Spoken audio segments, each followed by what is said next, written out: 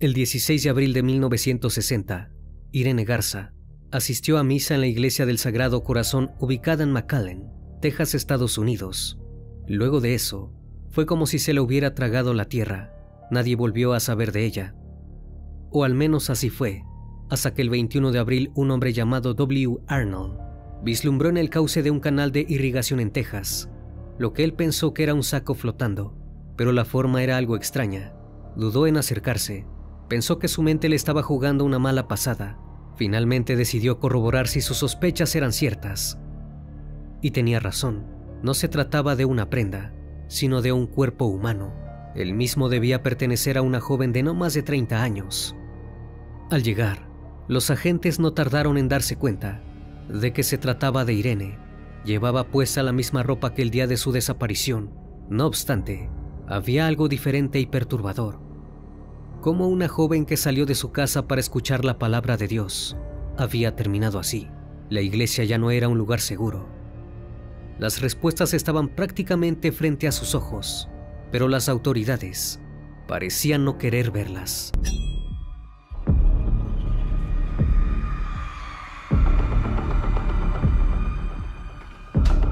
El criminalista nocturno.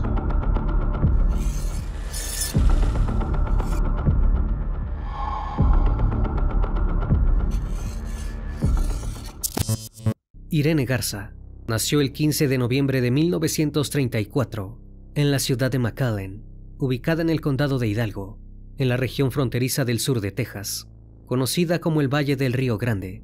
Sus padres, Nicolás y Josefina Garza, eran dueños de una tintorería. Ambos se encargaban de Irene y de su hermana Yoshi, mientras intentaban sacar el negocio adelante. Cuando Irene llegó a la adolescencia, el negocio había prosperado notoriamente. La familia se trasladó hacia un barrio, al norte de la ciudad, donde las condiciones de vida eran mejores. Allí, la joven comenzó a estudiar en McAllen High School. A pesar de que los estudiantes blancos constituían la mayoría en la escuela, Irene logró abrirse camino. Fue la primera latina en convertirse en bailarina de orquesta del equipo del instituto y también en graduarse. Luego de eso, continuó cosechando logros. Fue la primera persona de su familia en asistir a la universidad. En 1958, con 23 años, ganó el concurso Señorita Todo el Amor del Sur de Texas. Durante esa misma época, fue también coronada reina del baile en el Colegio Panamericano. Lejos del estereotipo de reina de la belleza al que estamos acostumbrados, Irene era una joven amable y atenta. Al recibirse se desempeñó como maestra de segundo grado en la escuela primaria Thigpen, una escuela del sur de la ciudad. La mayoría de sus estudiantes eran chicos de bajos recursos y muchas veces Irene utilizaba su propio salario para comprar cosas que requerían y no podían pagar. A pesar de ser una ciudadana querida, era extremadamente tímida. Recién empezó a sentirse más segura de sí misma al convertirse en secretaria de la Asociación de Padres y Maestros. Todo el tiempo que no ocupaba en el trabajo lo utilizaba para practicar su fe. Era miembro del grupo católico La Legión de María, iba a misa y comulgaba casi todos los días. Al cumplir 25 años, Irene aún vivía con sus padres, no porque le faltara dinero, sino porque quería cuidarlos. Ellos estaban sumamente orgullosos de la mujer que habían criado. Todo parecía indicar que Irene tendría una larga vida rodeada de amor y alegría, pero tristemente, esto cambió el 16 de abril de 1960. Era Sábado Santo. La joven les avisó a sus padres que iría a la misa vespertina de la iglesia del Sagrado Corazón y aprovecharía para confesarse. Se puso una gran falda, de color azul con flores y hojas verdes y celestes, junto a una blusa color marrón sin mangas. Luego se llevó una pequeña cartera negra de cuero y en los pies unos zapatos blancos de tacón con capellada calada. A pesar de la fuerte lluvia, arribó al lugar alrededor de las 7 de la tarde. Su llegada captó la atención de varios feligreses, ya que era muy bonita y jamás pasaba desapercibida. Se hizo de noche e Irene no volvió a su casa. Sus padres pensaron que quizás se habría quedado en la iglesia para la vigilia pascual, momento en que se conmemora la resurrección de Jesús. Decidieron esperar unas horas más antes de empezar a preocuparse. Pero llegaron las 3 de la madrugada y seguía sin haber señales de la joven. Nicolás y Josefina acudieron con rapidez hacia la comisaría para reportar la desaparición de su hija, sin saber la gran cantidad de tiempo que tardarían en obtener respuestas. Esa misma mañana, la policía inició una intensa búsqueda a lo largo del valle del Río Grande, a la cual se sumaron decenas de voluntarios. El primer día terminó sin noticias. Fue recién el 18 de abril, cuando unos transeúntes vislumbraron en un terreno un objeto que pertenecía a Irene, su cartera negra. Poco después, al costado del camino, encontraron un zapato blanco de tacón. La familia de la joven comenzó a impacientarse. Encontrar las pertenencias, pero no a la persona, no suele ser una buena señal. Al día siguiente, tuvieron un poco de esperanza. Una mujer llamó a la casa de los Garza alegando ser Irene, diciendo que había sido secuestrada y llevada a un hotel en las cercanías de Hidalgo. No obstante, la policía descubrió que era una gran mentira. Luego, otra persona le dijo a una camarera de Edinburgh que había asesinado a Irene, pero rápidamente los agentes supieron que se trataba de una mala broma, hecha por un hombre en estado de ebriedad. El tiempo pasaba, y la ausencia de la joven se hacía cada vez más notoria, hasta que el 21 de abril, todos los temores se confirmaron. Un hombre llamado W. Arnold vislumbró en el cauce de un canal de irrigación lo que él pensó que era un saco flotando. Al acercarse, se dio cuenta de que se trataba de algo mucho más terrible: el cuerpo de una joven. No demoró en llamar a la policía, quienes rápidamente se apersonaron en el área. La misma estaba ubicada en Texas, a varios kilómetros de donde se habían hallado las pertenencias de Irene. Al ver el cuerpo en el agua, no tuvieron dudas. Se trataba de la joven desaparecida. Aún llevaba la misma ropa puesta que tenía el día que fue a misa, pero había algo perturbador. Su blusa estaba desabrochada y debajo de su falda faltaba su ropa interior. Los agentes sospecharon que le había ocurrido lo peor, y la necropsia lo confirmó. La misma arrojó que Irene había sido golpeada con un objeto afilado, el cual le dejó moretones en ambos ojos y en el lado derecho de la cara. Luego fue abusada mientras estaba inconsciente y finalmente falleció debido a una asfixia. Los agentes se pusieron manos a la obra para atrapar al culpable, aunque había un problema: cualquier prueba física que pudiera haber identificado al atacante, como cabello, sangre o ADN, parecía haber sido lavada durante el tiempo que el cuerpo permaneció en el canal. Fue por esto que decidieron empezar la investigación, interrogando a todas las personas que podrían haberla visto durante sus últimas horas de vida.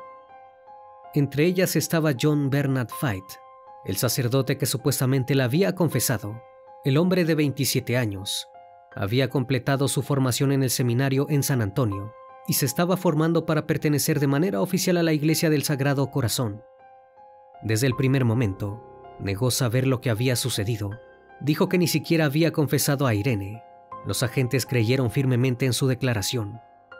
Luego, hablaron con familiares, conocidos y hasta exnovios de la víctima, pero nadie parecía saber nada. Cada vez más confundidos, interrogaron a 500 personas en varias ciudades de Texas, incluidos delincuentes abusadores conocidos. A 50 de ellos los sometieron a exámenes de polígrafo. Totalmente a ciegas, ofrecieron una recompensa de $2,500 por cualquier información sobre el deceso de Irene, siendo una cuantía mayor que la de cualquier cantidad de dinero ofrecida anteriormente en un caso de asesinato en el Valle del Río Grande. Pero los días pasaban y continuaban sin tener ni un indicio de quién podría ser el asesino. La ciudad entera estaba en vilo. Los hombres de negocio del sur de Texas publicaron recompensas de $10,000 por el criminal, pero tampoco obtuvieron nada. Finalmente, 2 semanas después, apareció lo que parecía ser una pista. Los investigadores dragaron el canal y hallaron en el lecho del río, cerca de donde habían encontrado el cuerpo de Irene, un aparato verde. Era un visor de diapositivas. La policía le brindó una fotografía del objeto a la prensa para que la publicara. 2 días después, recibieron una respuesta, la cual los dejó completamente boquiabiertos. En una nota manuscrita, el sacerdote Fight admitía ser el dueño del aparato, y eso no era todo. También dijo que sí había atendido a Irene la noche que desapareció, pero que no había sido en el confesionario, sino en la rectoría. más específicamente en la casa del párroco, se mantuvo firme en que no sabía nada más acerca del tema. Los agentes decidieron entrevistar a todos los miembros de la Iglesia del Sagrado Corazón. El padre O'Brien declaró que había visto a Fait llevar a Irene a rectoría para escuchar su confesión, lo cual era algo poco común. Además, comentó que había visto rasguños en las manos y los brazos del sacerdote esa misma noche, los cuales le habían llamado fuertemente la atención. Fait debía ser interrogado debidamente. Al llevarlo a la comisaría, le tomaron las fotografías pertinentes y notaron que aún tenía líneas de sangre en sus manos. Cuando los detectives se lo mencionaron, el sacerdote aseguró tener una explicación razonable. Narró que días atrás había roto sus gafas, ya que a menudo jugaba con ellas con nerviosismo, mientras escuchaba una confesión. Fue hacia la casa pastoral de su iglesia, a poca distancia en coche, para comprar otro par de anteojos, y cuando volvió se dio cuenta de que no tenía llave. Tuvo que entrar trepando el cerco y la pared de ladrillo para acceder hasta el segundo piso del edificio. Había algo en su declaración que no cuadraba. Si se hubiese trepado, tendría abrasiones en el lado interno, no en el exterior de sus manos y antebrazos. A pesar de que todo indicaba que el comportamiento de Fait era sospechoso, los detectives anunciaron que había pasado las pruebas del polígrafo y que no podían vincularlo con el abuso ni el crimen de Irene. El 22 de abril, el jefe de la policía local, Clint Massey, le dijo al diario: "El estandarte estelar de Ocala. Simplemente no tenemos ninguna pista convincente en este momento". No obstante, 3 semanas después, otro hecho se conectó sorpresivamente con el caso. María América Guerra, una estudiante de 20 años, contactó a la policía y relató que unos 20 días antes del fallecimiento de Irene, había sido atacada en otra iglesia católica, ubicada a 16 kilómetros de la Iglesia del Sagrado Corazón. En su declaración, María afirmó que un sacerdote, el cual no conocía, la había sorprendido por la espalda mientras estaba arrodillada en la barandilla de comunión y le había tapado la boca con un pañuelo. El agresor logró tirarla al piso, pero ella lo mordió fuertemente en los dedos, llegando a sentir el líquido de sangre en su boca. Su atacante quedó tan sorprendido que María logró huir. Ante esto, las sospechas de los agentes recayeron nuevamente sobre Fait. Pusieron ante la joven una fila de fotografías, con diferentes hombres vestidos en playera y pantalón. No dudó en señalar la del sacerdote. La policía citó a Fait, quien admitió haber visitado a un sacerdote en esa iglesia el día del ataque de María, pero negó haberla agredido. No obstante, los rumores en torno a él no hacían más que crecer, y la iglesia local no estaba nada contenta. Sus líderes intentaron convencer a los ciudadanos de que era imposible que un sacerdote pudiera estar involucrado en un crimen tan violento. Trasladaron a Fait a un centro médico católico de St. Louis, Missouri, alejándolo del ojo público. En ese entonces, los miembros de la Iglesia Católica que estaban acusados de algún crimen podían refugiarse en iglesias o monasterios, donde vivían bajo el anonimato, pero Fait no pudo esconderse durante mucho tiempo. En agosto de 1960, fue arrestado y acusado del intento de abuso de María América Guerra. En 1961, se llevó a cabo el juicio, pero el fiscal de distrito del condado de Hidalgo consideró que las pruebas contra él eran demasiado débiles para una condena. Para evitar ser juzgado nuevamente, en 1962, Fait se declaró culpable de una pena menor, asalto agravado. Lo multaron con $500, pero jamás fue puesto tras las rejas. Parecía que su posición en la iglesia lo había vuelto intocable. Luego del juicio, la iglesia lo trasladó a Absonson Ivy, un monasterio en Missouri. Sin embargo, el sacerdote no parecía tener vocación por la vida monástica. Se negaba a pasar el resto de su vida en aquel entorno. Hacia finales de 1963, un superior decidió que Fait estaba listo para regresar al mundo y se le permitió matricularse como estudiante de filosofía en el Colegio Loyola de Chicago. En enero de 1964, Fait abandonó la universidad y se trasladó a la ciudad de James Spring, Nuevo México, donde fue instalado en un monasterio para sacerdotes, con problemas que iban desde el consumo de sustancias hasta el abuso íntimo. Durante los 7 años que pasó allí, Fight ascendió al puesto de supervisor del centro y tuvo a su cargo a más de 80 sacerdotes. Entre ellos se encontraba el padre James Porter, quien llegó al centro después de que se supiera que había abusado de niños en la década de 1960. Fight autorizó que trabajara en otra parroquia. Posteriormente, Porter fue expulsado y encarcelado por haber agredido alrededor de 100 niños.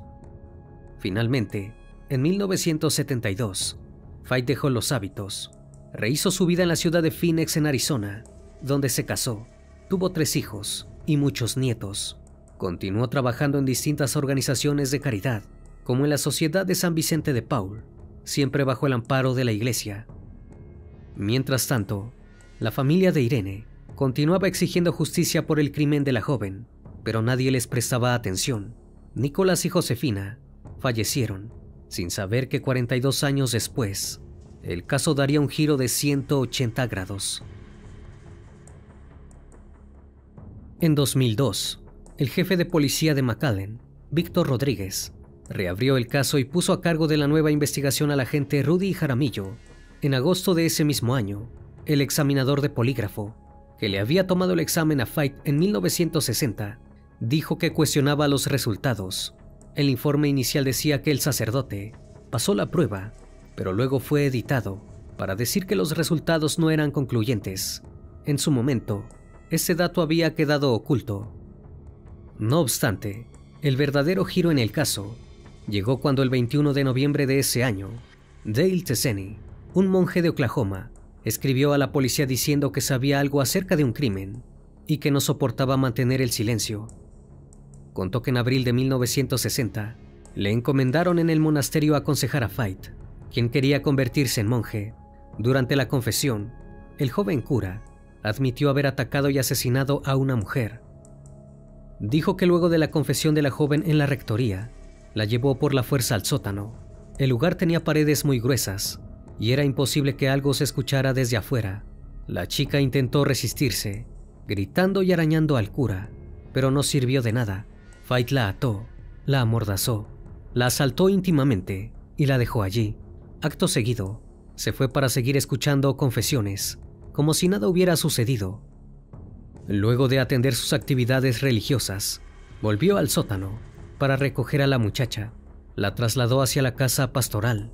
Allí la llevó al baño y la hizo meterse en la bañera. La dejó amordazada y le envolvió la cabeza con un plástico. La mujer pidió ayuda, pero Fight cerró la puerta y se marchó. Cuando volvió, ya estaba sin vida. Pasó entonces a deshacerse de su cuerpo, tirándolo en un canal de irrigación. Si bien la confesión era por demás incriminatoria, había 2 problemas. Por un lado, Fight no había dicho el nombre de la víctima, ni la fecha exacta, ni la ciudad donde había ocurrido el crimen. Por el otro, Tessenny consideró que no debía denunciar a Fight, ya que no le competía.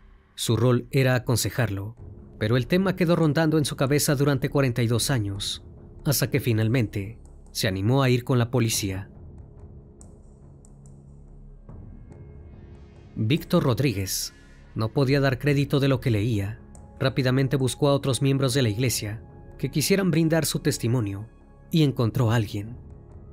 El padre Joseph O'Brien, quien había sido pastor de la iglesia del Sagrado Corazón y que en su momento notificó a la policía sobre las heridas que tenía Fight en las muñecas y los antebrazos.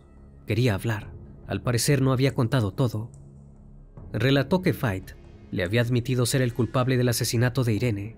Incluso le dijo que había escondido a la joven en una bañera y que había perecido sofocada. Todo concordaba con la declaración de Tessenny. Gracias a estas 2 declaraciones, parecía que el sacerdote finalmente se enfrentaría a juicio, pero nuevamente, la ley estuvo de su lado. El fiscal de Hidalgo, René Guerra, no le dio validez a los testimonios de O'Brien y de Tessenny. Incluso alegó que el primero sufría demencia por su avanzada edad. Se mostró reacio a revisar el caso, alegando que la investigación policial inicial había sido de mala calidad y que no había pruebas físicas.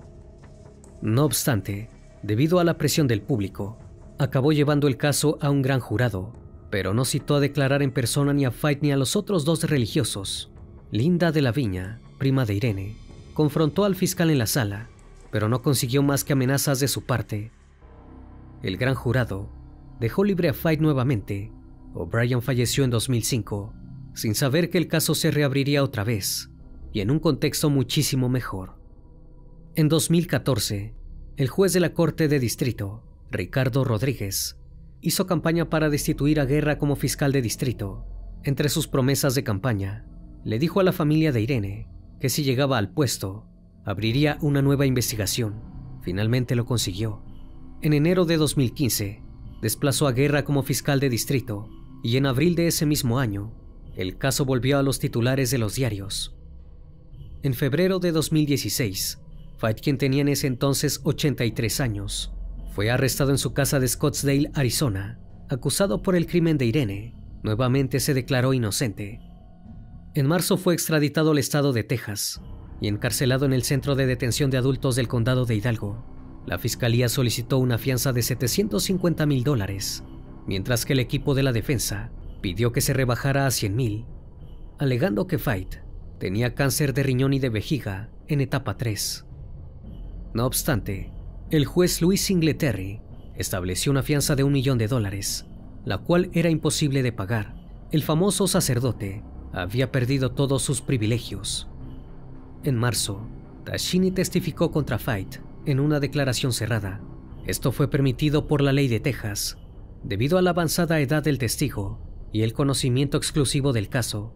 En el estrado, el monje lloró y dijo que se arrepentía de haber esperado tanto tiempo para hablar. En abril de 2017, la defensa de Fite solicitó un cambio de sede porque creía que su cliente no recibiría un juicio justo e imparcial en el estado de Texas. Presentaron un documento de 700 páginas, intentando demostrar que los reporteros habían señalado a Fite como un asesino. El 24 de mayo, el juez Singletary escuchó los argumentos del demandante y de la defensa. El 7 de junio, denegó la solicitud de cambio de sede, explicando que el imputado no podía probar que existían prejuicios en su contra en la comunidad de Hidalgo. El juicio inició en 2017, a 57 años del crimen, y contó con nuevos testimonios, entre ellos el de una mujer llamada Beatriz García, quien dijo que semanas antes del asesinato había tenido un encuentro extraño con el acusado. Ella iba caminando cuando Fite detuvo su auto y le dijo que le gustaría sacarle fotos vestida de negro en el cementerio. El sacerdote tenía deseos bastante imprudentes para su profesión. Ana María Allensworth, otra ciudadana, relató que Irene le había dicho que una vez Fite había insistido en confesarla en la rectoría de la casa parroquial. Al parecer, el padre llevaba un largo tiempo planeando el crimen. Quizás la declaración más fuerte fue la que vino de la mano del periodista y actual abogado Darrell Davis. Al subir al estrado, contó que cuando cubrió el caso de María América Guerra, el fiscal de distrito lo invitó a una reunión informal junto a otros periodistas. Allí les comunicó que tanto él como la iglesia sabían que Fite había asesinado a Irene, pero que habían hecho algunos arreglos. Lo enviarían a un monasterio por el resto de su vida y los problemas se acabarían. En la fase de procesamiento, el abogado defensor de Fite pidió que se le diera libertad condicional, citando su falta de condenas por delitos graves desde el deceso de Irene. Por su parte, la fiscalía pidió una sentencia de 57 años, que era un símbolo del tiempo transcurrido desde que ocurrió el caso. El 8 de diciembre de 2017, con 85 años, Fite fue declarado culpable por el asesinato de Irene y condenado a cadena perpetua. En cuanto al delito de abuso, este no pudo convalidarse por la falta de pruebas. Salió de la sala, ayudado por un andador. Ninguna persona de su familia estuvo ahí para acompañarlo. Finalmente, se había hecho justicia. El ex sacerdote estuvo preso poco más de 2 años en la unidad W.J. Estelle, a 16 kilómetros al norte del centro de Huntsville, Texas. Intentó apelar a su sentencia, pero murió el 12 de febrero de 2020, a los 87 años, a causa de un infarto. Noemí Ziegler, familiar de la víctima e hija de uno de los primeros oficiales dedicados al caso, que fue apartado por sus supervisores para que no continuase investigando, dijo a los medios: ahora Fite enfrentará al último juez. Dejó esta vida sin mostrar jamás arrepentimiento alguno por haber asesinado a Irene. Si bien está claro que el homicida fue Fite, Es imposible negar la complicidad de las autoridades eclesiásticas.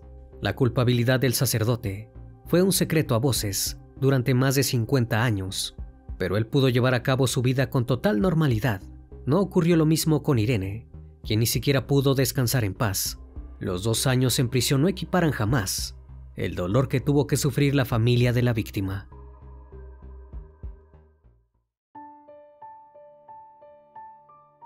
El 6 de junio de 2023 empezó como cualquier otro para María Luisa Manríquez. Se levantó a las 6 de la mañana, preparó a sus 2 hijos para el colegio y juntos subieron a su camioneta. Una vez que arribaron a la institución, en la colonia Las Brisas de Tijuana, Baja California, María Luisa despidió a sus hijos con un beso y un enorme abrazo. Luego se marchó para su hogar, lista para empezar con sus tareas laborales. Pero durante el resto del día, nadie supo nada de ella. María Luisa era una reconocida modelo y empresaria. No había forma de que llevara a cabo su trabajo sin contactarse con nadie. Con el pasar de las horas, las sospechas de su entorno no hicieron más que crecer. Sus familiares presentaron una denuncia por desaparición en la comisaría e inundaron las redes sociales con su fotografía.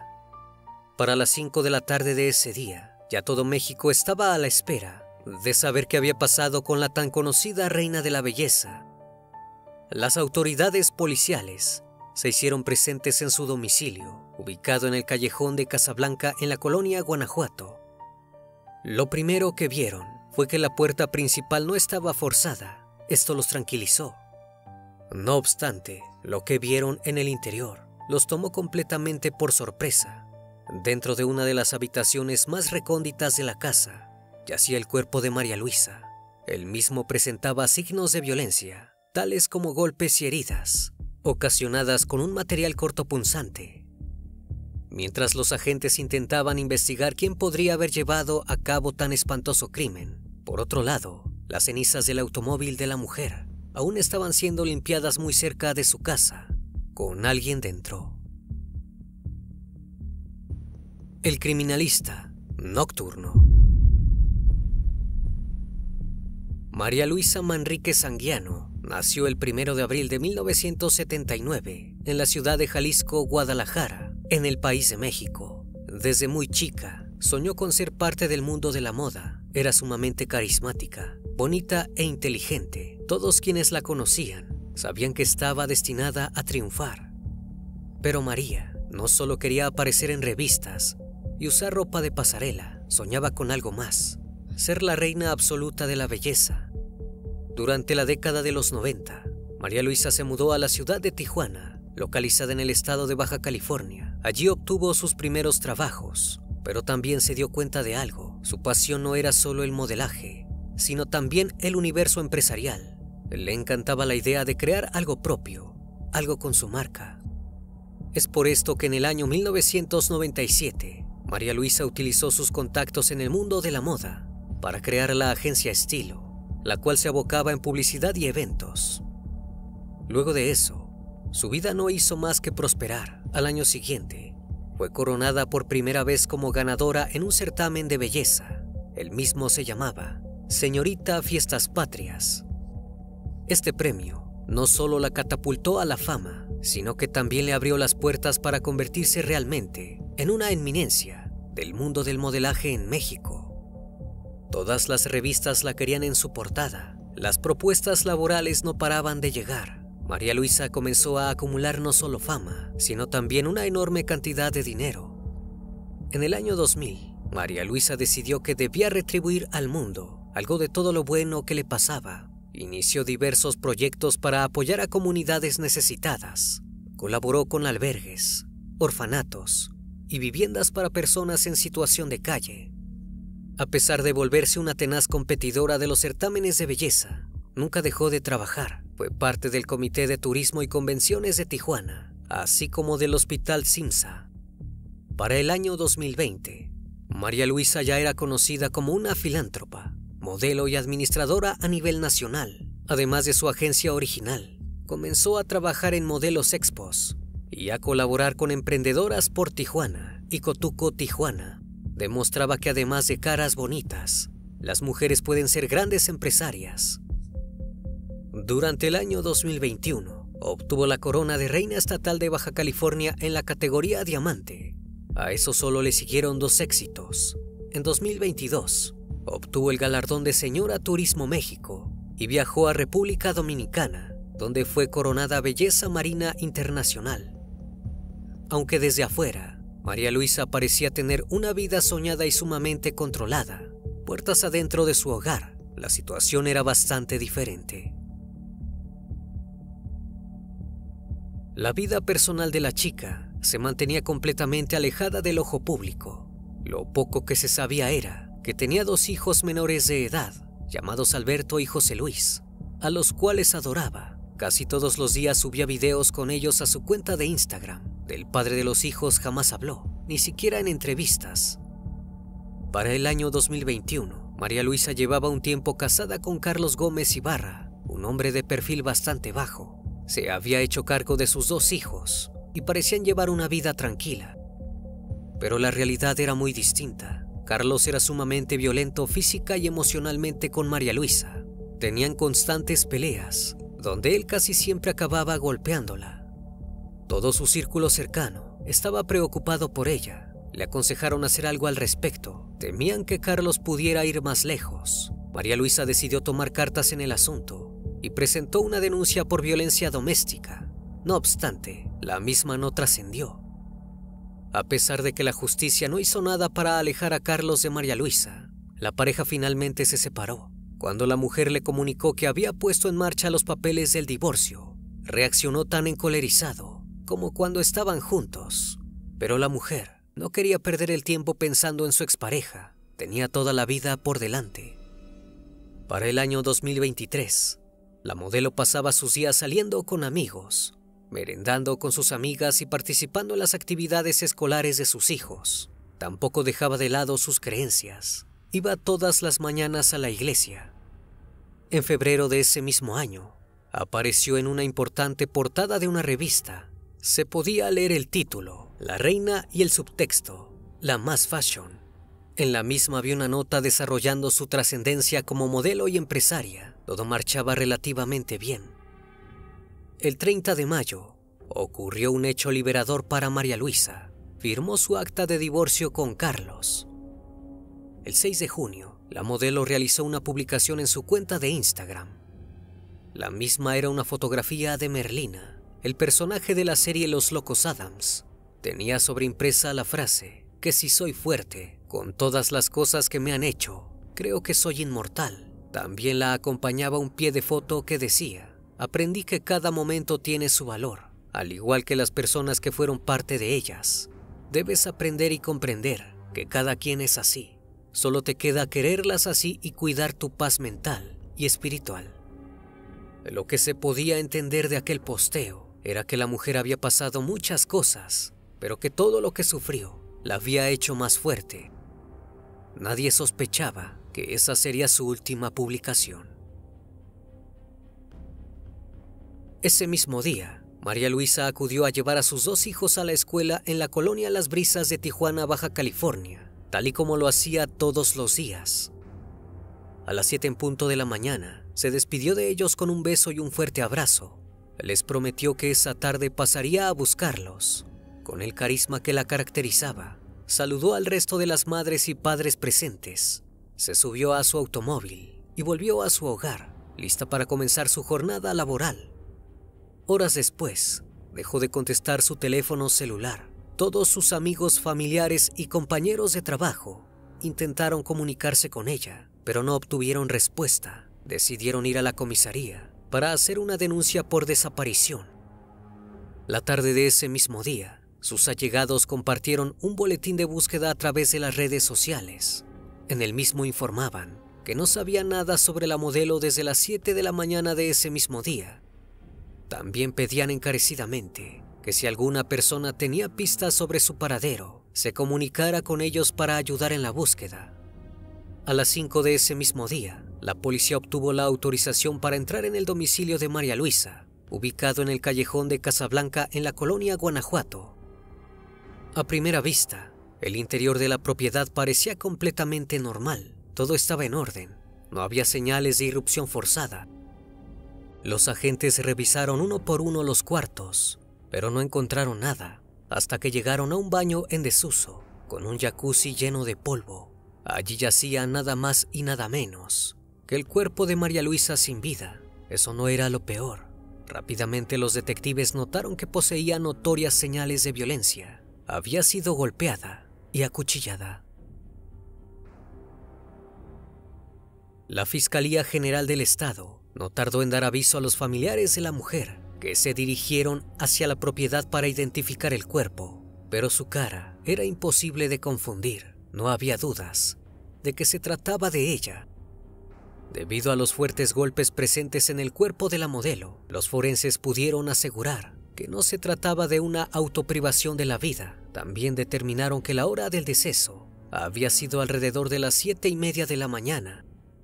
Lo extraño era que casi al mismo tiempo, muy cerca de la zona, había ocurrido un terrible accidente. Alrededor de las 8, un vehículo se había estrellado contra un muro sobre la vía rápida Oriente. El choque había causado un incendio. El hombre que manejaba el auto fue automáticamente declarado sin vida. Debido a las quemaduras, era imposible distinguir sus rasgos físicos o su ropa. La identidad no podía ser confirmada hasta después de los exámenes forenses. No obstante, mientras la investigación policial iniciaba para dar con el asesino de María Luisa, los detectives notaron algo. No había señales de Carlos, su exesposo. La noticia del asesinato de la modelo se hizo mediática y toda la comunidad mexicana quedó completamente impactada. María Luisa era una persona muy querida en el país debido a su gran carisma y a su carrera como filántropa. Todos pedían que se realizaran las investigaciones necesarias para dar con él o los responsables del crimen. La familia también publicó un mensaje en la cuenta oficial de la modelo. En el mismo pidieron que fuera recordada por todo lo bueno que hizo y por toda la gente a la que ayudó. Tan solo unas horas después de que se descubriera el cuerpo, la Fiscalía General del Estado de Baja California dio una rueda de prensa en la cual afirmaban tener un avance importante en la investigación. Aseguraban haber dado con el sospechoso. Las evidencias recogidas por las cámaras de videovigilancia de la calle mostraban a un individuo llegando al domicilio de María Luisa alrededor de las 7:30 de la mañana. El hombre era nada más ni nada menos que Carlos Gómez Ibarra. Luego de estacionar su bicicleta en la entrada de la vivienda, Carlos ingresó por la puerta de entrada sin forzarla. Una vez dentro, el siniestro hombre golpeó y atacó con un arma punzocortante a su exesposa, causando su deceso. Acto seguido, escondió el cuerpo en el cuarto más recóndito de la casa, aquel donde estaba el viejo jacuzzi. Arriba colocó varios artículos y ropa de modelaje, en un burdo intento por esconderlo. Tan solo 15 minutos después, como si hubiese realizado un trámite, Carlos salió del inmueble, subió su bicicleta a una camioneta Ford F-150, tipo pick-up negra, la cual estaba estacionada en la entrada. La misma estaba a nombre de la modelo. Escapó como un cobarde rumbo a su destino. Pero minutos después de haber abandonado la casa de María Luisa, Carlos comenzó a sentirse culpable. La ansiedad aumentó hasta el punto en que mientras manejaba, decidió tomar su celular y marcar el número de uno de sus hijastros. «Soy un mal padre», fue lo único que el joven llegó a escuchar. Luego Carlos cortó la llamada. No quería oír la respuesta. Solo necesitaba liberarse de la culpa que lo atormentaba. No fue suficiente. A los pocos segundos, el hombre volvió a tomar su móvil, marcó el número de otro familiar y le dio a entender que quería disculparse por algo que había hecho. Aseguraba estar arrepentido. No dio más detalles y colgó. Salió hacia el Boulevard Simón Bolívar y se incorporó en la vía rápida Oriente, en la tercera etapa del río Tijuana. Allí comenzó a ponerse cada vez más nervioso, al punto de que superó el exceso de velocidad permitido. Totalmente entregado a su destino, Carlos aceleró más y más, hasta estrellarse en el pilar de un puente peatonal frente a la agencia de autos Kia. Tras el choque, el vehículo se encendió y Carlos falleció calcinado. Eran las 8 de la mañana. cuando la Dirección de Bomberos de Tijuana dio aviso del siniestro. Los primeros policías en ver el cuerpo catalogaron el suceso como un accidente, pero el creciente aumento de velocidad dejaba entrever que el coche podría haber tenido algo intencional. Luego de que los forenses comprobaron que el cuerpo pertenecía al mismísimo exesposo de aquella mujer asesinada horas atrás, surgió una fuerte teoría, la de quitarse la vida. Finalmente, el choque fue catalogado como intencional. Carlos había llevado a cabo 2 hechos esa tarde, el del automóvil y, mucho más importante, el crimen de la modelo. Los familiares de la víctima estuvieron completamente de acuerdo con la teoría, que ubicaba a Carlos como el principal sospechoso del asesinato. Mencionaron que el hombre había tenido tratos muy violentos con ella en el pasado y que incluso se había efectuado una denuncia al respecto. El hecho de que el vehículo que se estrelló estuviera a nombre de la modelo no hacía más que reforzar la teoría de que Carlos lo había robado ese mismo día para escapar del domicilio. A las 8 de la mañana, los bomberos notificaron el siniestro y el hallazgo del cuerpo fue a las 5 de la tarde. No había ni una sola pieza que no cuadrara. Que el día anterior hubieran firmado el acta de divorcio reforzaba la teoría de la familia que describía a Carlos como un violento que reaccionaba de mala manera ante el accionar de su exesposa.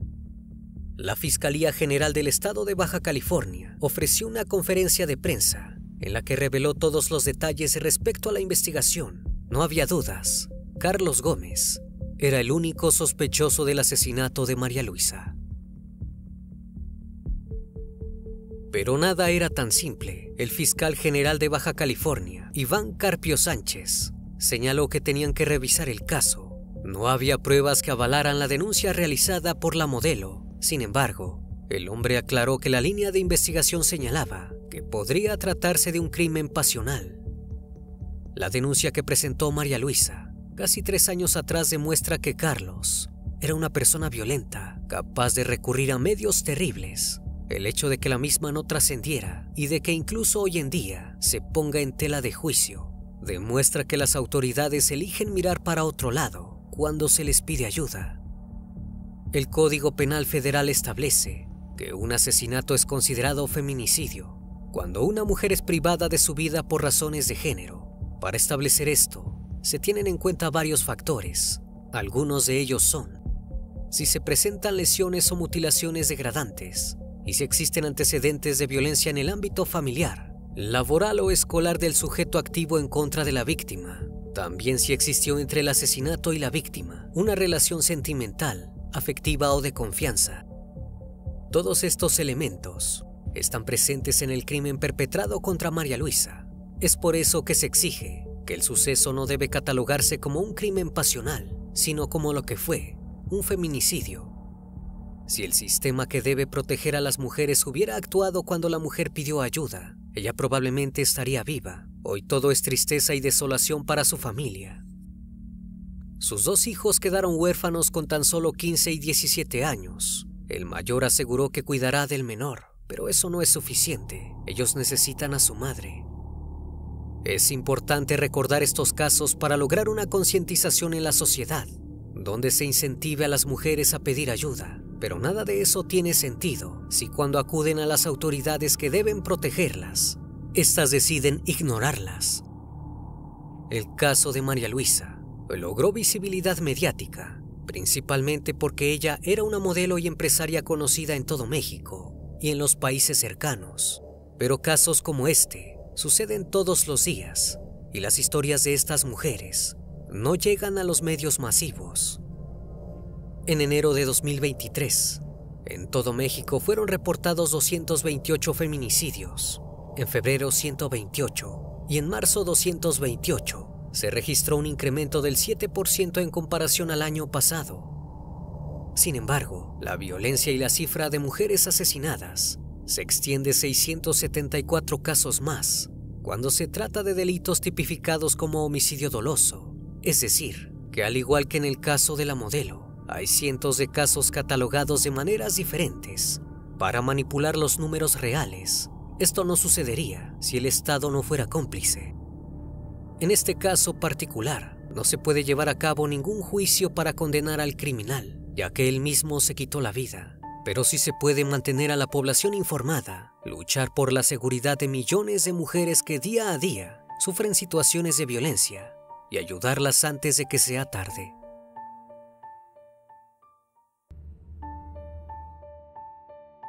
El 13 de noviembre de 2014, una comitiva de la policía se dirigió hacia la aldea de Cablotales, a 180 kilómetros del oeste de Tegucigalpa, ciudad perteneciente a Honduras.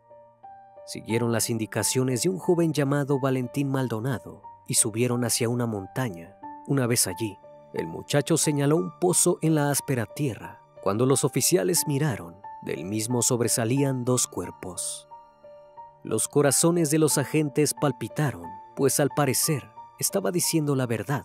Allí lo habían obligado a enterrar a María José y a Sofía, 2 hermanas que llevaban desaparecidas 6 días. El criminalista nocturno. María José Alvarado Muñoz nació el 29 de julio de 1995 en la ciudad de Santa Bárbara, Honduras, en el seno de una familia de clase media-baja. Desde pequeña tuvo una buena relación con sus 2 hermanas mayores, Sofía Trinidad y Corina.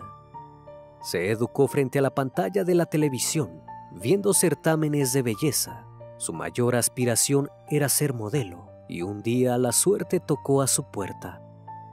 En 2012, cuando María José tenía 15 años, fue descubierta por el diseñador Sergio Paz. Gracias al contacto con él, logró inscribirse al certamen Señorita Adolescente Honduras. Allí consiguió el 2º puesto y su carrera despegó. Se mudó a Tegucigalpa, la capital de Honduras, en busca de mejores oportunidades. Rápidamente consiguió trabajo como modelo en el programa televisivo X0 Da Dinero. El espectáculo se transmitía todos los domingos y era el de mayor audiencia en la historia del país.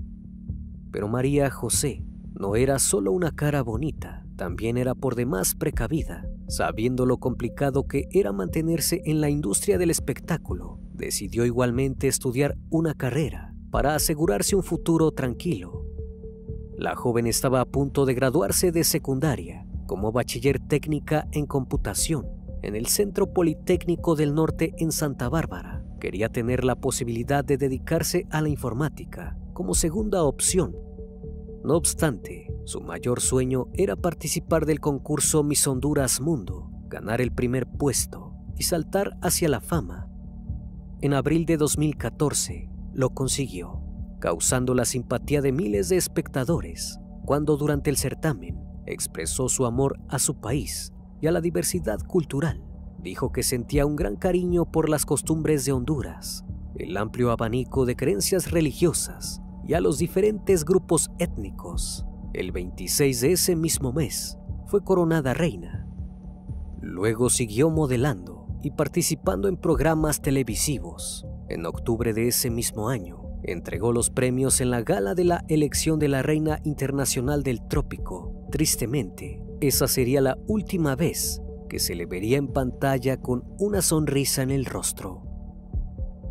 Lo que se venía para María José era todo lo que siempre había querido. Por ser la ganadora de Miss Honduras Mundo, podría representar a su país en el concurso Miss Mundo 2014, que se realizaba en la ciudad de Londres, en Reino Unido.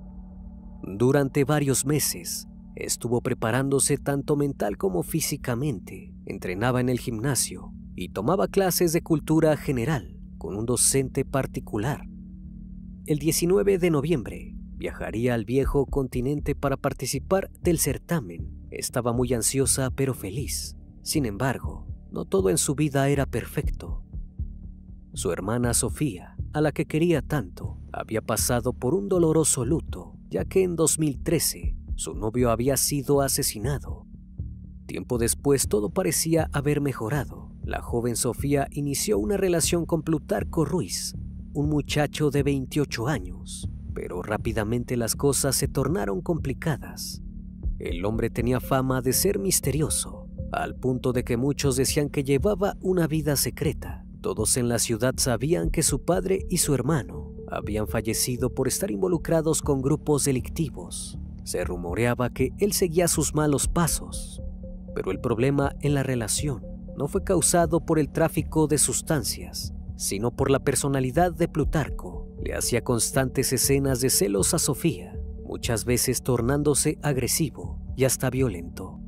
María José notó que su hermana cambió mucho cuando inició su noviazgo. La veía nerviosa, más tímida que de costumbre. Todas las alarmas se encendieron cuando la familia notó que Sofía llegaba a su casa con moretones en el cuerpo. La pareja terminó reiteradas veces. Sin embargo, siempre se repetía la misma escena. A los pocos días, Plutarco aparecía en la casa de los Alvarado, insistiendo a Sofía para que volviese con él. Cuando ella le decía que no, se pasaba semanas enteras acosándola. A principios de noviembre de 2014, Sofía decidió darle otra oportunidad. La fecha del reencuentro coincidió con el cumpleaños del muchacho. Sofía le organizó una fiesta. La joven le pidió a su hermana que asistiera y le hiciera compañía, ya que sería un gran evento.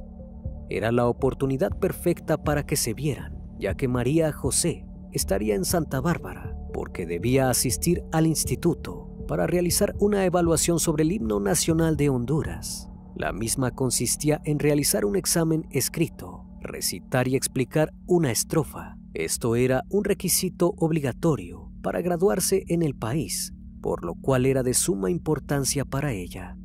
En primera instancia, María José rechazó la invitación de su hermana. Estaba muy nerviosa por su examen y además debía preparar todo lo referente a su viaje a Londres: los papeles, la visa y los trajes para el concurso. Sin embargo, debido a la insistencia de Sofía, decidió asistir a la fiesta el 13 de noviembre de 2014. A las 6:30 de la tarde, 3 trabajadores de Plutarco pasaron a recoger a María José para transportarla al balneario termal Aguagua, donde se llevaría a cabo la reunión. Si bien su madre Teresa le indicó que era mala idea desviarse de sus obligaciones, ella le dijo que iría solamente un rato. La saludó y se subió al auto. Pero las horas pasaron y María José no apareció. Para la mañana siguiente, tanto la ausencia de la joven como la de su hermana consternaron completamente a Teresa. Ni siquiera se habían comunicado para avisar que no volverían. La señora notó que Sofía había olvidado el celular en su casa y buscó en su agenda el número de Plutarco. Cuando le preguntó por el paradero de las jóvenes, él le dijo que se acercaría a la casa para poder conversar mejor. A Teresa le dio un mal presentimiento. Cuando llegó, Plutarco le comentó preocupado que tanto Sofía como María José habían pasado largo rato en la fiesta, conversando con 2 hombres provenientes de Copán, una ciudad de Honduras. Las jóvenes supuestamente abandonaron la reunión temprano para irse con ellos.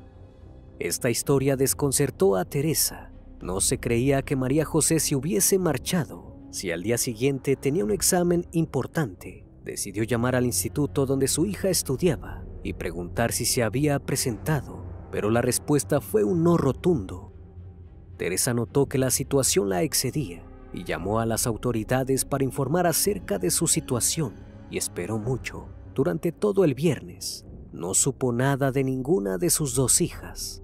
El sábado 15 de noviembre, Teresa decidió que la búsqueda debía comenzar. Estaba muy claro que no era una ausencia cualquiera. Junto a su hija mayor, Corina, y Plutarco, fue a la comisaría para realizar la denuncia por desaparición.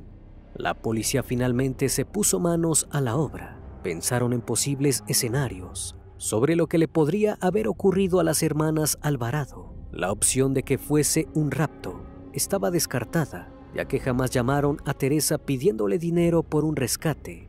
Como María José debía presentarse al certamen de Miss Mundo y ya era una figura conocida a nivel nacional, la noticia corrió rápido por los medios de comunicación.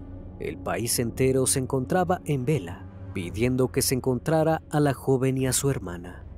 Pero los días pasaban y seguía sin haber ningún tipo de comunicación de parte de las jóvenes. Los investigadores partieron de la declaración de Plutarco, en la cual volvió a afirmar, al igual que lo que había hecho con Teresa, que las jóvenes se habían fugado con 2 hombres provenientes de Copán. No obstante, las autoridades no se quedaron solo con esa versión. También entrevistaron a los testigos que habían estado en la fiesta. La respuesta era siempre la misma. Estos 2 hombres se mostraron muy interesados durante toda la noche en las hermanas. Las invitaban a bailar y charlaban. Algunos aportaron información más llamativa. Al parecer, cerca de las 10 de la noche, se habían escuchado tiroteos y muchas personas huyeron corriendo despavoridas. La fiesta terminó relativamente temprano. Con base a estas declaraciones, los investigadores comenzaron a sospechar que la desaparición de las jóvenes tenía que ver con una red de trata de personas. Pero esta teoría no tenía las pruebas suficientes. Necesitaban más información sobre lo que había ocurrido aquella noche del 13 de noviembre. Decidieron ir al balneario de Aguagua, el último lugar donde María, José y Sofía habían sido vistas con vida. El dueño del lugar era un hombre llamado Ventura Díaz. Él trabajaba junto a su esposa, Elizabeth Alvarado. Ambos se opusieron a que la policía registrara el lugar. Sin embargo, brindaron una declaración. Dijeron que 2 hombres de Copán habían estado toda la noche bailando con Sofía y María José, para luego retirarse del sitio con ellas. A la policía esta versión le hizo más ruido que ninguna otra cosa. Era demasiado parecida a la de Plutarco, hasta parecía estudiada de un libreto. Los agentes decidieron poner a prueba a estas personas, que comenzaban a posicionarse entre los sospechosos. Entrevistaron por un lado a Plutarco, por otro a Ventura y finalmente a Elizabeth. Les preguntaron detalles cada vez más específicos respecto a la noche de la desaparición para ver si mentían al respecto. Y efectivamente lo hicieron. Las nuevas declaraciones tenían muchos pormenores que no coincidían. Más que no recordarlos, parecía que no se habían puesto de acuerdo. Desde ese momento, por la cercanía que tenía con Sofía, Plutarco pasó a ser considerado el principal sospechoso. Los allegados de Sofía fueron interrogados respecto a su relación con el joven. Todos señalaron que Plutarco era muy celoso y violento con ella. Luego de investigarlo un poco más, la policía descubrió que tenía antecedentes penales relacionados a otras desapariciones y a cárteles de criminales. También siguieron teniendo en la mira a los dueños del balneario. Pidieron una orden de allanamiento. Al inspeccionar, descubrieron que el piso estaba extremadamente limpio, como si recién lo hubieran lavado. Realizaron pruebas para ver si tanta pulcritud no era para esconder algo. Efectivamente, el luminol demostró que había grandes manchas hemáticas en el balneario, que habían sido limpiadas. También había impactos de bala. Todo comenzaba a tener sentido. Los testigos no habían mentido respecto a las detonaciones. Se realizó un interrogatorio minucioso a Elizabeth y a Ventura. También decidieron entrevistar a alguien nuevo, del círculo social del novio de Sofía. El joven se llamaba Aris Valentín Maldonado y era el mejor amigo de la infancia de Plutarco. Además, había trabajado como su mano derecha durante varios años. Luego de muchas horas, los agentes lograron quebrar a los sospechosos. Valentín confesó todas y cada una de las cosas que pasaron esa noche. Tanto Elizabeth como Ventura, viendo que la posibilidad de salir libres del crimen escapaba de su alcance, también decidieron cooperar. Al parecer, para el año 2014, Valentín ya no se encontraba trabajando para Plutarco. Sin embargo, el día 13 de noviembre se encontraron y él le pidió que por favor buscara a María José y la llevara a la fiesta esa noche. La joven llegó al balneario alrededor de las 7 de la tarde. Todos notaron rápidamente su presencia. Era imposible que pasase desapercibida. Se acercaron a ella y se tomaron fotos. Ya era toda una celebridad.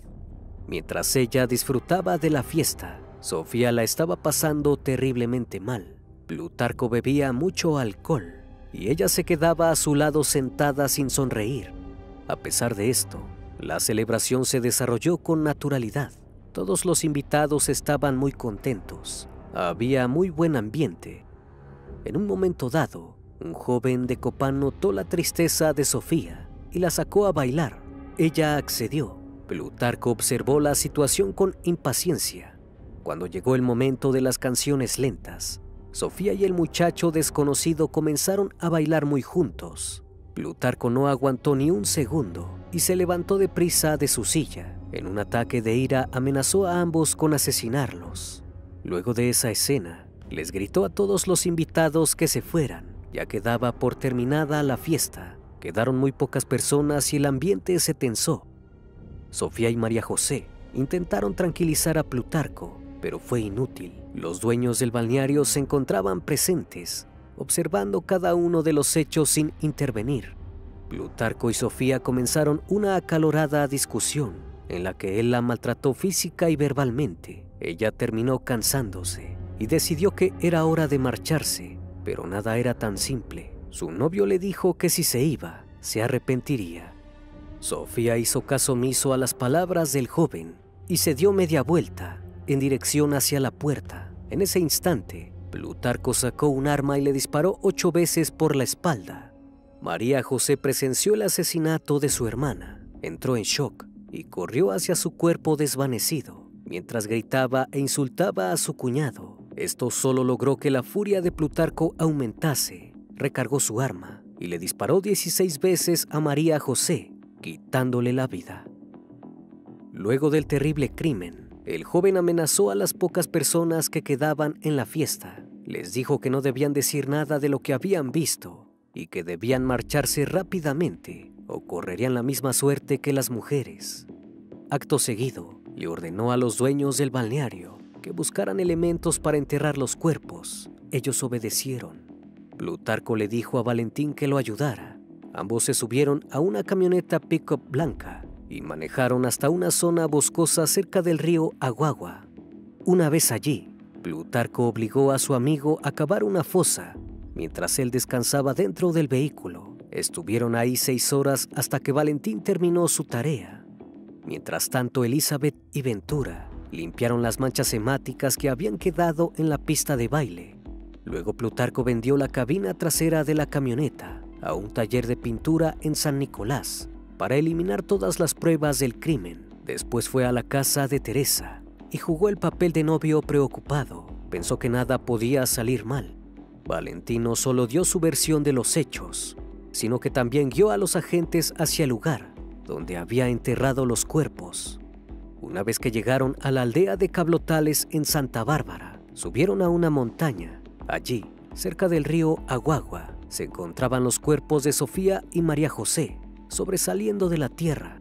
Luego de 6 días de estar desaparecidas, al fin habían sido encontradas, pero de la peor forma. La noticia causó un profundo dolor en la madre de las jóvenes. Lo único que quería era ver al espantoso hombre que las había asesinado tras las rejas. La policía armó una puntillosa operación para arrestarlo. Plutarco no podía enterarse que iban tras él, ya que podía llegar a darse a la fuga. El plan era mostrarle imágenes de falsos sospechosos para que él identificara quién era uno de los misteriosos hombres de Copán que supuestamente se habían llevado a María José y Sofía. Plutarco llegó a la comisaría muy relajado, sin saber que estaba a punto de ser emboscado. Identificó a uno de los sujetos de las fotografías como culpable, dándole a la policía pruebas suficientes de que su testimonio era una vil mentira. Lo arrestaron y consiguieron una orden para allanar su casa. Allí encontraron la ropa que tenía puesta la noche del crimen y el arma que utilizó. También pudieron contactar con el taller al que había vendido la cabina trasera de su camioneta. El dueño del lugar cooperó con la policía, entregándoles el indicio. Pudieron encontrar rastros de ADN de Sofía y María José. La cabina estaba llena de manchas hemáticas. Cuando interrogaron a Plutarco, él siguió insistiendo que era inocente. Culpó a los dueños del balneario del asesinato de las jóvenes. Sin embargo, cuando le mostraron las evidencias, decidió asumir las consecuencias, pero siguió actuando como si todavía leyese el libreto.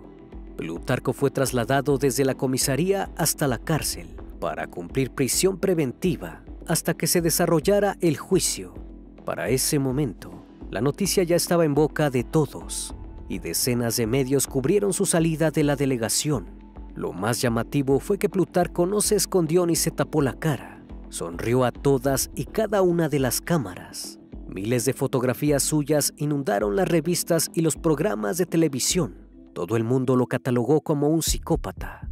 Sin embargo, los analistas pensaban distinto. Creían que estaba intentando mostrarse como una persona con problemas de salud mental para lograr reducir su condena por incapacidad. El 24 de abril de 2017 comenzó el juicio, dictado en el Tribunal de Tegucigalpa. Plutarco siguió actuando su papel. Entró al juzgado diciendo incoherencias y hablando solo. Incluso comenzó a escupir espuma por la boca. Tuvieron que llamar a un psiquiatra y el juicio se pausó. Luego de un par de sesiones, el médico indicó que Plutarco era consciente de sus actos y que estaba exagerando su reacción a propósito. La familia de Sofía y María José no podía soportar más la situación. Pidió la pena máxima contra el siniestro hombre. Para lograrlo, el fiscal debió demostrar el ensañamiento que Plutarco había tenido para con las víctimas. La cantidad de detonaciones fue clave para probarlo. Además, Corina subió al estrado para presentar su testimonio. Dijo que Sofía había sufrido mucho durante su relación amorosa debido a los constantes maltratos y abusos. Plutarco le prohibía salir de fiesta, le decía qué ropa ponerse, no la dejaba estudiar ni tener amigos. También subrayó la obsesión que el joven tenía con María José. Siempre quería saber qué estaba haciendo, con quién y dónde. Parecía que la estaba acosando. Finalmente se estableció que el crimen había sido perpetrado por una persona machista y que el móvil habían sido los celos. En mayo de 2017, Plutarco fue declarado culpable por el crimen de Sofía Trinidad. Se le dieron 30 años de cárcel. También se le sumaron 15 años por el asesinato de María José. En total, la condena era de 45 años. Pasaría casi toda una vida en la cárcel. Valentín, Ventura y Elizabeth fueron sentenciados a 4 años cada uno por el delito de encubrimiento. La Organización Nacional del País Centroamericano decidió mostrar sus respetos ante la familia Alvarado, no designando a otra candidata para que los representase en el certamen de Miss Mundo. Además, la presidenta de la organización del concurso, Julia Morley, dio un discurso donde lamentó rotundamente la pérdida de las dos jóvenes y envió condolencias a sus familiares. Al mismo tiempo, anunció que el 23 de noviembre de ese mismo año se celebraría una ceremonia en tributo de la joven fallecida, tras la llegada del resto de las candidatas a Londres. El fallecimiento de las hermanas Alvarado no conmocionó únicamente a los organizadores del certamen de belleza, sino también a la sociedad hondureña. En una movilización, miles de personas exigieron el cese de la violencia, que se cobraba la vida de unas 14 personas por día, en una nación de 8.5 millones de habitantes. El presidente del no gubernamental Comité para la Defensa de los Derechos Humanos en Honduras, Andrés Pavón, destacó que si bien los asesinatos habían disminuido un 10% ese año, los crímenes de mujeres habían aumentado. Además, el 96% de los asesinatos quedaban en la impunidad. El 2 de enero de 2023, Plutarco fue atacado a tiros por 2 reclusos de la cárcel de Llama, en el departamento de Santa Bárbara, donde estaba recluido desde 2017. Los guardias de la prisión decomisaron el arma rápidamente y el Instituto Penitenciario ordenó a las autoridades brindar colaboración a los sujetos encargados de investigar el asesinato. También anunció acciones y medidas para evitar nuevos hechos de este tipo en las prisiones del país. El crimen se sigue esparciendo por todos y cada uno de los rincones no solo de Honduras, sino también del mundo.